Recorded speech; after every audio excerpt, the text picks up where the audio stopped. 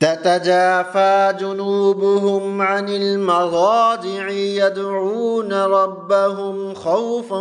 وطمعا ومما رزقناهم ينفقون۔ ان کے پہلو رات کے وقت اپنے بستروں سے جدا ہوتے ہیں، وہ اپنے پروردگار کو ڈر اور امید کے ملے جذبات کے ساتھ پکار رہے ہوتے ہیں، اور ہم نے ان کو جو رزق دیا ہے وہ اس میں سے نیکی کے کاموں میں خرچ کرتے ہیں۔